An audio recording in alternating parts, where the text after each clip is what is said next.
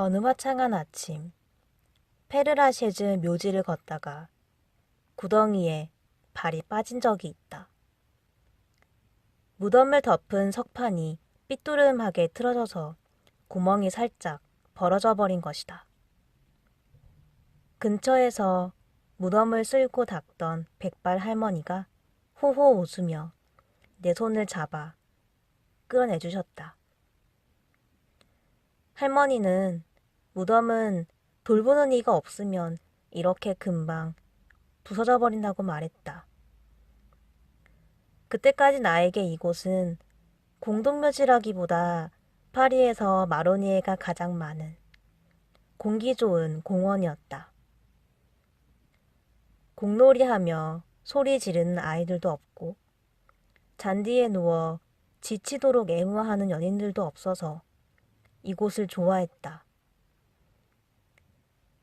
늙은 마로니에가 늘어선 오솔길에는 차 소리도 사람 소리도 들리지 않는다.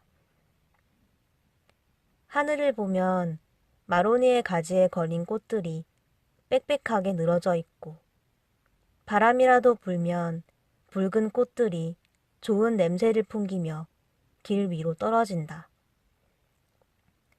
무엇보다 그 언덕이 서늘함과 조용함이 좋았다. 그런데 무덤에 발이 빠지고 보니 뒷골이 뻐근해진다.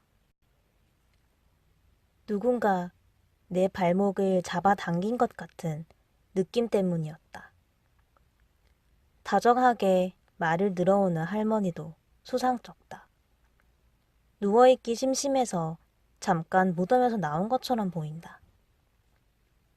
그녀는 머지않아 남편의 무덤으로 들어갈 것인데 석판을 드러내고 그 자리에 작은 장미 꽃밭을 만들 것이라고 한다.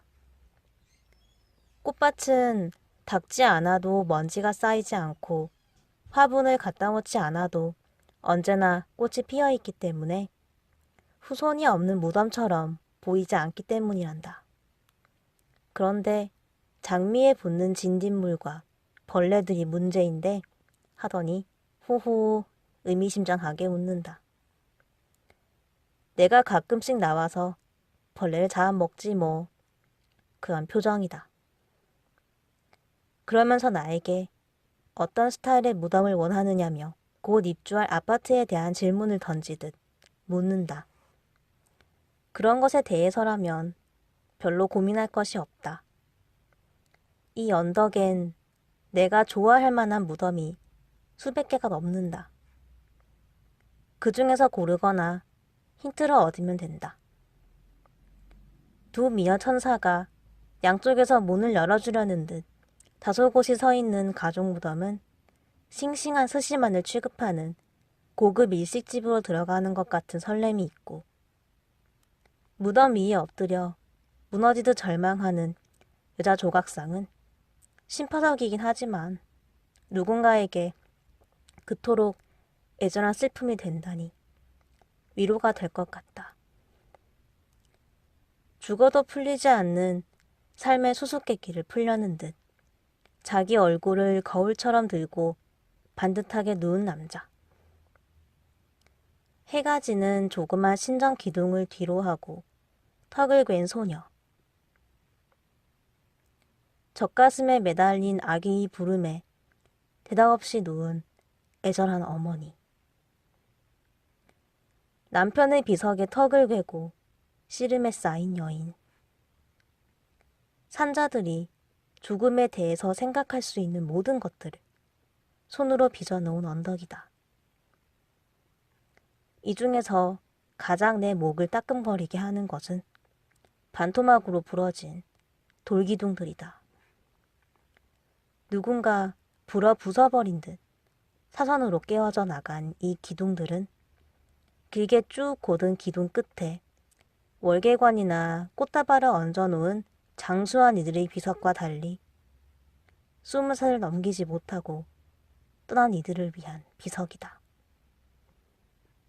애달프고도 아름다운 비석이지만 이제 내게는 해당이 없다. 하지만 무슨 소용인가? 무덤에 발이 빠진 나는 죽음은 아름다운 비석을 원하지 않는다는 것을 깨닫는다. 밤낮으로 제복의 순찰병이 보초를 서고 정원사와 일꾼이 꽃을 심고 물을 주며 깔끔하게 다독이지만 소용없다. 다음날 즉시 무덤 한쪽이 푹 패여버린다. 바람이 불지 않았는데도 석판들은 삐걱거리며 돌아가고 어느새 자풀들이 삐죽이 솟아올라 있다. 자세히 보면 내가 감탄했던 비석과 조각 아래에는 수상쩍게 뚫린 구멍투성이다. 낙엽과 자풀로 은밀하게 감춰져 있을 뿐이다. 사람들이 가래질해서 말쑥하게 정돈해 놓으면 죽음은 무덤 속에서 기른 쇠꼬챙이 같은 손톱을 세워 구멍을 낸다. 오늘 이 구석에서 기둥이 쓰러지면 내일 저 구석에서 조각상이 깨져나가고 기다렸다는 듯 자풀이 타고 오른다. 죽음이 원하는 것은 비바람에 닳고 깨진 채로 펼쳐진 폐허의 묘지다. 그러나 파리 한가운데에 있는 공동묘지들의 죽음들은 그럴 권리가 없다. 계속해서 구멍을 내고 자풀을 키우는 불순한 무덤들은 후손이 없는 무덤으로 처리되어 정리된다. 파헤쳐진 무덤 속의 해골과 뼈가 가는 곳은 페르라쉐즈의 납골당이다. 말 그대로 마지막 종착역. 아무도 돌보는 이가 없다고 판정된 무덤들에서 나온 뼈들이 들어가는 곳이다. 뒤쪽으로는 질서정연히 누운 묘지 언덕이 있고 앞쪽으로는 넓게 탁 트인 묘지 정문이 보인다. 이 납골당 앞에는 죽음의 여행에 종지부를 찍고 들어오는 뼈들에게 교향곡을 들려주는 듯한 죽음에게라는 제목의 거대한 조각품 하나가 놓여 있다. 아내를 잃은 뒤 죽음을 주제로 한 많은 작품을 만든 현재에는 완전히 잊혀진 조각가 폴 알베르 바르톨로메의 작품이다. 가파르게 좁아져서 사라져버리는 캄캄한 터널 앞에 여자와 남자가 서 있다. 저 너머에 무엇이 있지? 너무 캄캄하잖아. 가고 싶지 않다. 남자는 그렇게 말하는 것 같다. 겁먹은 듯 멈칫거리며 엉덩이를 빼고 있다. 아니야. 새로운 세상이 있을 거야. 헬리콥터 한 대가 우리를 기다리고 있을지도 몰라. 빨리 가보자. 여자는 한 손으로 터널 끝을 가리키고 다른 손은 남자의 어깨에 얹어 재촉하며 그렇게 말하는 것 같다. 아담에게 사과를 권하는 이브와 같은 태도다. 그들 뒤 양쪽에는 사람들이 길게 줄을 서서 죽음의 문을 통과할 차례를 기다리고 있다. 비틀거리는 늙은이, 기도하는 소녀, 산자들을 향해 애달프게 키스를 날리는 아이, 통곡하며 바닥에 이마를 찢는 이, 하나같이 두고 가는 삶을 애통해하고 있다. 아래쪽 바닥에는 막 사랑하다 죽음에 붙들려온 듯 서로의 손을 애달프게 부여잡은 남자와 여자가 던져져 있다. 그들의 허벅지 위로는 갓난아이 또한 예외 없이 죽음의 사자에게 잡혀 던져져 있다. 조금 전까지만 해도 힘차게 젖꼭지를 빨았을 것만 같은 아이의 손과 엉덩이가 토실토실하다. 온화한 미소를 짓는 한 여인이 막 죽음의 세계에 도착한 그들에게 이렇게 환영 인사를 한다. 죽음의 어둠 속에 사는 이들에게 빛이여 충만하라. 이 조각상 앞 멀지 않은 정문 너머로 바쁘게 달리는 차들과 높은 아파트들이 보인다. 페르라쉐즈의 거주자들이 두고 온 산자들이 수수한 동네. 메닐몽타에서 벨빌로 이어지는 거리다. 파리 중심에서 가장 먼 구역인 이 동네는 특별히 내세울 만한 구석은 없다. 세련된 도시라기보다 물가가 싸고 어느 길이든 오르기만 하면 파리가 한눈에 보이는 탁 트인 전망과 아직도 구불거리는 포도밭길이 남아있는 시골 같은 동네다. 평범하지만 속 깊은 초나이 같은 거리들. 파리 뒷골목 이야기는 여기에서부터 시작이다. 죽는 것보다 사는 것을 좋아하지만 살아가는 동안 우리는 매 순간 죽을 상이다. 눈만 뜨면 일하며 허리띠를 졸라매고 사는데 돈은 다 어디로 간 거야? 피곤해 죽을 것만 같군. 이것이 인생이란 말이지? 물담배 기구와 아라베스크 무늬가 수놓은 동판 탁자, 지프로 된 바구니, 알록달록한 천들을 파는 터키 가게와 알제리 가게가 늘어선 공동묘지 옆 메닐몽타 언덕배기에 서 있는 사람들의 얼굴은 저마다 이렇게 투덜거리는 것 같다. 대부분 터키인이나 알제리인, 중국인인 이들 외지인들이 이곳에 자리 잡기 전까지만 해도 이 언덕은 보르도나 부르고뉴 포도주가 생기기 전 프랑스에서 가장 유명한 포도 경작지였다. 석회로 가득한 나지막한 언덕은 하루 종일 햇빛이 쏟아져 포도를 키우기엔 완벽한 조건을 갖춘 땅이었다. 19세기 중반까지 파리는 12구밖에 없었고 이곳은 파리 밖이었다. 성곽 바로 바깥에 있었던 베일빌과 메닐몽탕은 세금을 내지 않아 물가가 쌌다. 주말이면 파리 사람들은 성문 밖으로 나와 베일빌과 메닐몽탕 포도밭 사이로 난 언덕길을 산책한 뒤 레스토랑에서 싼 값으로 음식을 먹고 포도주를 마신 뒤 밤새도록 춤을 추며 놀았다.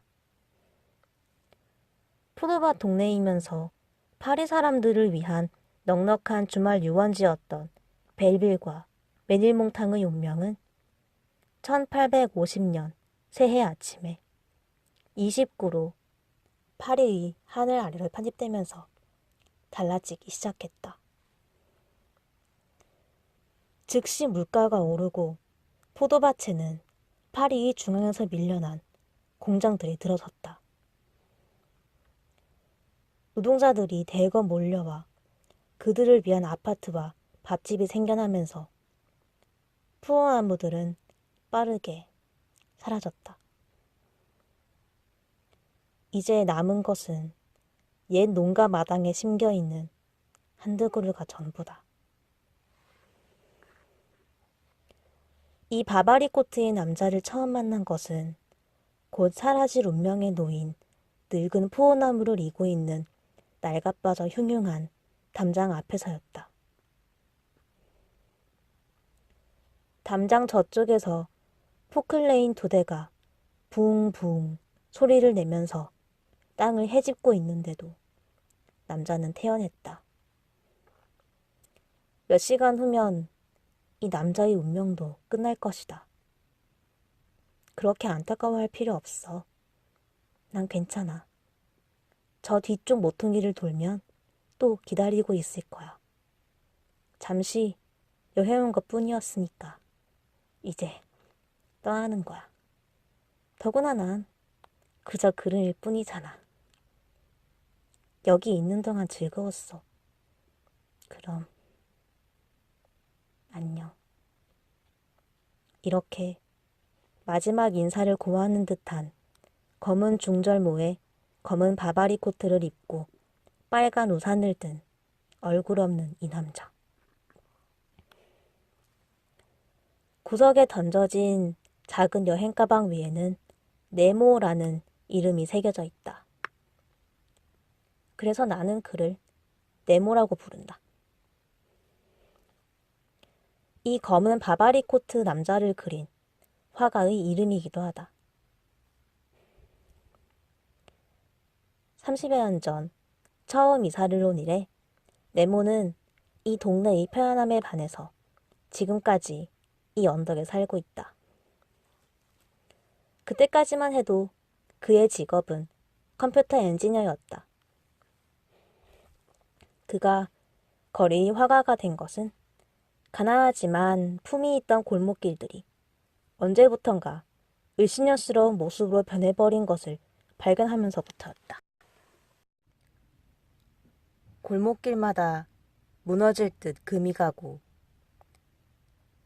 페인트 칠이 벗겨져 곰팡이로 얼룩덜룩한 담벼락들이 있었다.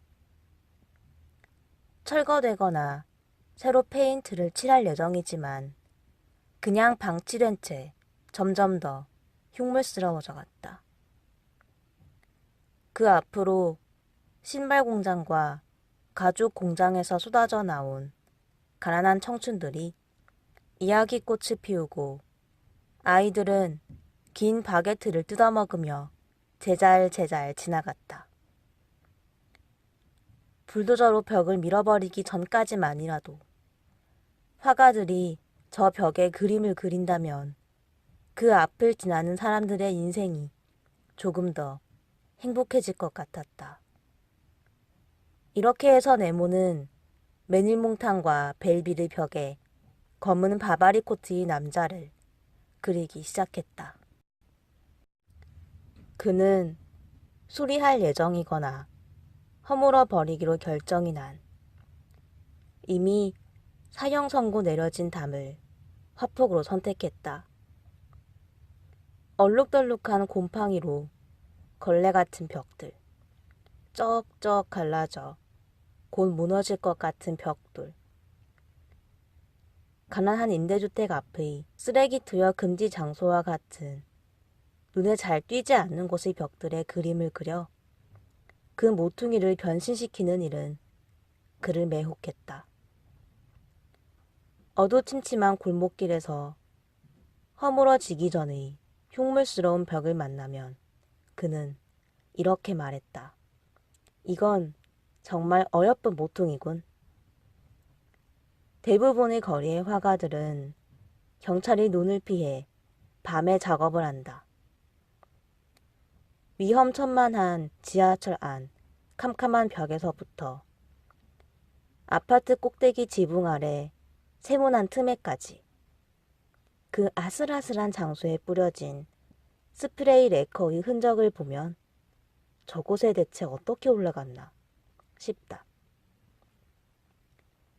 레커로 휘갈겨진 해독 불가능한 알파벳 그림들은 몸속의 내장이 튀어나온 것처럼 저돌적이다. 그들은 멀쩡한 벽을 엉망으로 더 흉흉하게 만들어버리는 도시 게릴라들이다. 조용하고 우아한 도시인의 삶에 반항하는 레지스탕스들처럼 캄캄한 밤에 작은 폭탄을 날리듯 재빨리 레커를 뿌린 뒤 사라져버린다. 다음날 아침에 발견하는 그 벽화들은 참 거칠고 을씨년스럽다. 네모 또한 스프레이 레커로 작업을 하지만 그의 그림들은 말쑥하다. 먼저 모형을 오려낸 뒤 그것을 벽에 대고 레커를 뿌리는 스텐실 기법이기 때문이다. 다 큰 남자가 마본지에 고양이와 풍선, 나비, 토끼 따위를 그린 뒤 칼로 오리느라 등을 구부린 모습을 생각하면 미소가 떠오른다. 벨빌에 갈 때마다 어느 모퉁이에서 바바리 코트에 모자를 쓴 검은 레커를 뿌리는 그를 볼 수 있을까 기대하지만 한 번도 그의 작업 현장을 본 적이 없다. 그냥 걷다 보면 어느 날 불현듯 바바리 코트와 마주친다. 어느새 재빨리 새로운 작업을 해버린 것이다.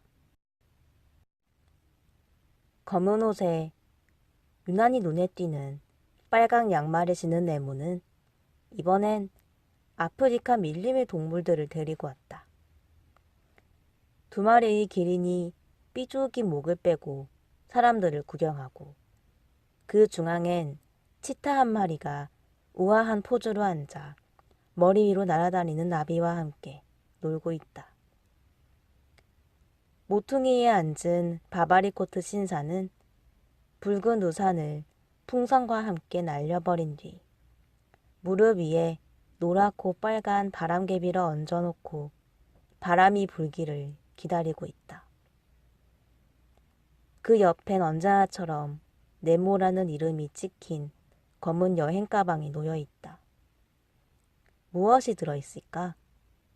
밤새 끼적이지만 거절당하기만 하는 신뭉치? 빨지 않은 빨강색 양말이 말라 빠진 바게트와 뒤섞여 있는지도 모른다. 당신이 이 벽에 그림을 그리는 걸 보니 이제 곧 철거한다는 뜻이구먼. 아휴, 정말 만세라도 부르고 싶어. 그런데 어째 그렇게 시적인 그림을 그리니 철거가 좀 늦어질지도 모르겠네. 동네 사람들은 낡은 벽에 그림을 그리는 네모에게 이렇게 말한다. 이상하게도 이 검은 남자는 목이 마르고 뭔가 뒤숭숭할 때 곧잘 만나게 된다. 지친 이들을 위한 남자다. 잠깐만! 하고 기세 좋게 사람을 세워놓고 보여주는 것은 코앞에 우산이나 풍선을 흔들거나 날렵한 토끼와 고양이를 풀어놓는 싱거운 마술이 고작이다. 나무에 매단 그물 침대에 누워 권총을 만지작거리며 모르는 척하기도 한다. 우연히 만날 때마다 싱거운 미소를 머금게 하는 이 남자를 어떻게 사랑하지 않을 수 있을까? 나는 매닐몽탕과 벨빌 담벼락에 나타났다 사라져버리는 검은 바바리 코트 남자를 따라다니는 스토커다.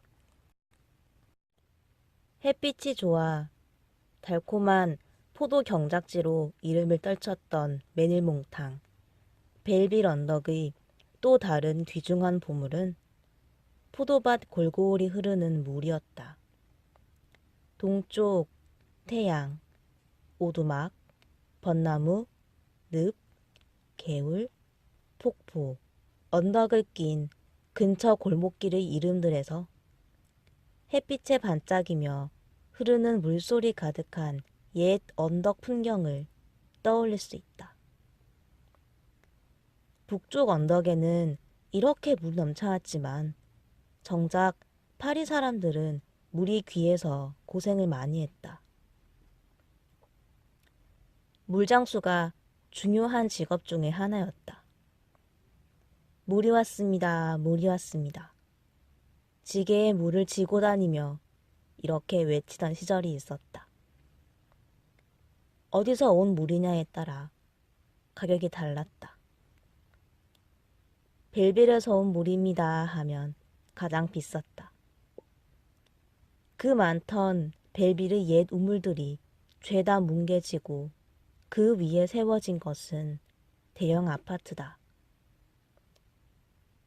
고층 아파트에 사는 현대인의 삶이란 해 뜨면 회사 가고 해 지면 집에 와서 잠자고 주말이면 외곽에 있는 대형 마켓으로 가서 일주일치 장을 봐와 냉장고에 넣은 뒤 그것들을 하나하나 꺼내 먹으며 그 다음 주말이 오면 쓰레기를 비우고 다시 슈퍼로 가서 냉장고를 채우는 일이 반복이다.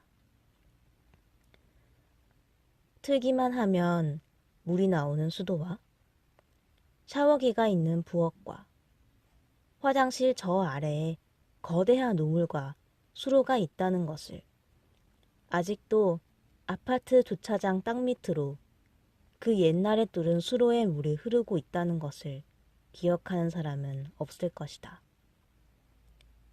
생강 좌안은 로마인들이 건설한 큰 수로 덕택에 식수난이 심각하지 않았지만 파리 북쪽 사람들에게는 늘 신선한 물이 귀했다.